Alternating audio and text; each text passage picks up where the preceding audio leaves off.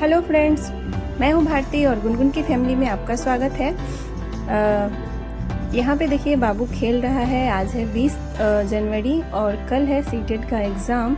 और एग्ज़ाम है सुबह 9 बजे से, क्योंकि जो ऐसा पहली बार हुआ है कि सेकंड सिटिंग को फर्स्ट सिटिंग में और फर्स्ट सिटिंग को सेकंड सिटिंग में रखा गया है। आप सभी को पता है ये चीज़ें, और बहुत से लोगों की तैयारी डन हो चुकी होगी, उन्होंने अच्छे से तैयारी करी होगी। मेरी भी जितनी हो पाई है मैंने करी है।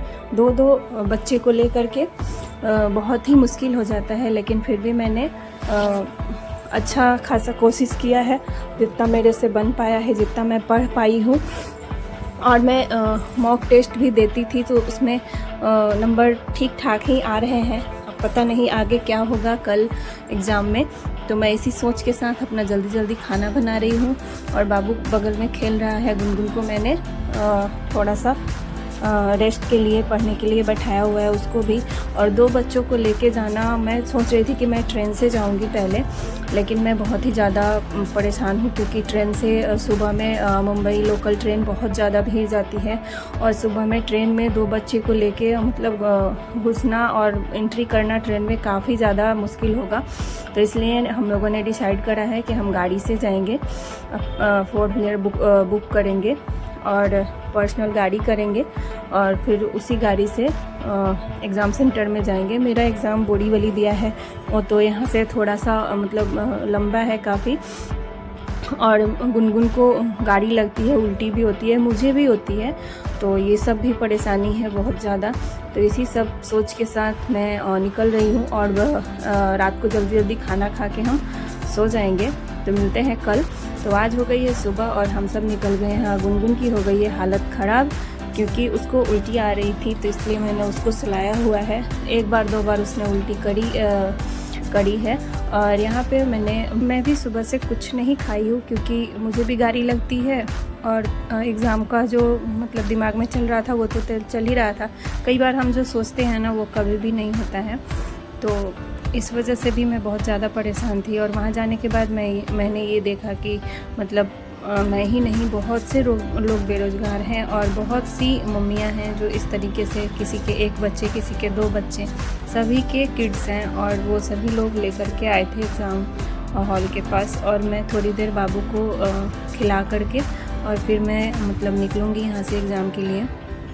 और मतलब इतना हड़बड़, इतना मन में होता है ना एग्ज़ाम के टाइम, और यहाँ पे ये कुछ भी पहनने नहीं देते हैं। तो जो भी कान का या मंगलसूत्र है वो सारे इन्होंने निकलवा दिए थे, और फिर अंदर जाने की अनुमति थी। तो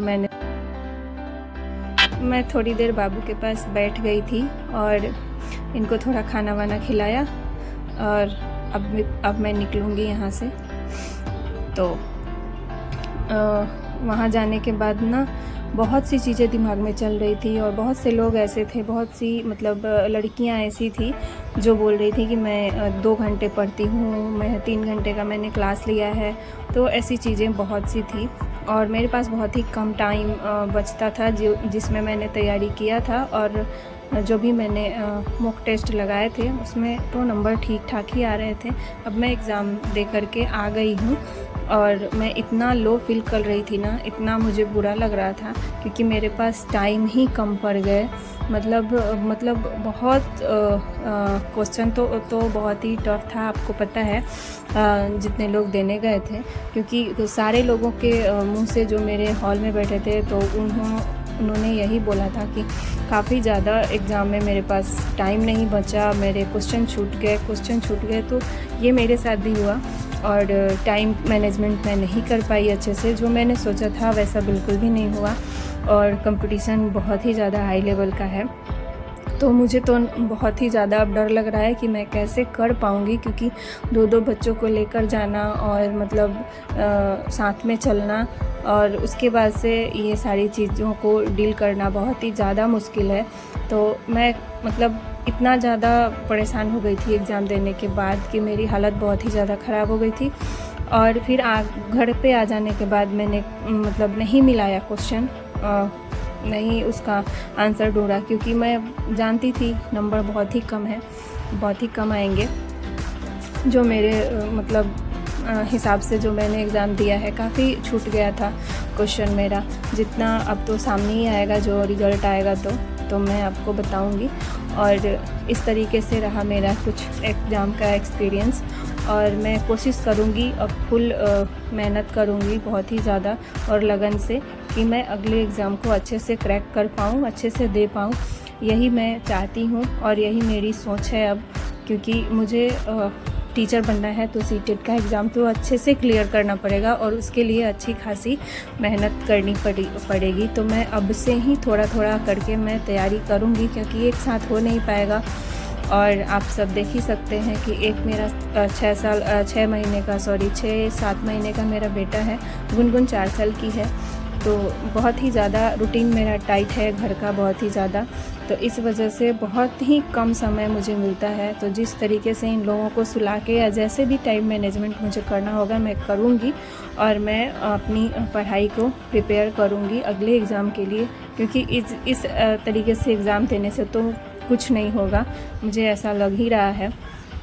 और मैं एग्ज़ाम देने के बाद तो और ही ज़्यादा मेरा दिमाग ही नहीं काम कर रहा था कि मैं क्या करूँ। मुझे इतना बुरा लग रहा था ना एग्ज़ाम देके। पहली बार ऐसा हुआ कि OMR सीट मैं पूरी तरीके से फिल नहीं कर पाई थी, इतना भी मेरे पास टाइम नहीं था।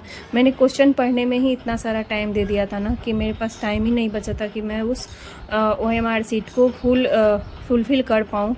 तो बहुत सारे क्वेश्चन मेरे छूट गए थे, और 2-4 क्वेश्चन मैंने जो सही भी लगाए थे ना, वो भी मैंने मतलब उस OMR सीट में गोले मैं नहीं भर पाई थी। और अब क्या ही बताऊँ, इतनी बुरी स्थिति थी हमारी कि मतलब कह ही नहीं सकते हैं। तो अब मैंने ये ठान लिया है कि जो भी मेरा अगला एग्ज़ाम होगा उसके लिए मैं थोड़ा थोड़ा करके ही तैयारी करूँगी और उसको बहुत अच्छे तरीके से करने की कोशिश करूँगी। तो आप सबका एग्ज़ाम कैसा रहा ज़रूर बताइएगा मुझे।